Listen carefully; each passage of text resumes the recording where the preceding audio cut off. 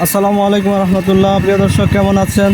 চান্দিনার হাটের এই যে দৃশ্য দেখতে পাচ্ছেন, আজকে হলো শনিবার, সপ্তাহের প্রথম দিন চান্দিনার হাট। আর এই চান্দিনার হাটে দেখেন একটা সুন্দর সিস্টেম আমি দেখতে পেলাম। এখানে একসাথে কয়েকটা গরু গোসল করানো যাবে। আমরা জানবো যে গোসল করালে এখানে কোনো টাকা লাগে কিনা।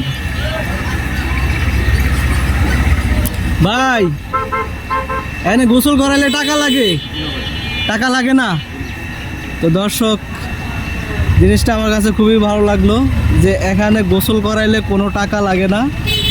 হাট কর্তৃপক্ষ এই ব্যবস্থা কি হাট কর্তৃপক্ষ করছে?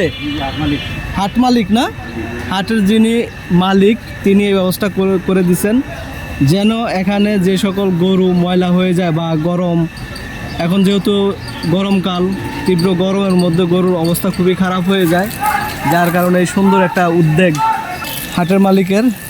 তো আসলে এটা একটা দোয়া, বিশাল বড় একটা দোয়া, একটা বিশাল বড় একটা সদকা।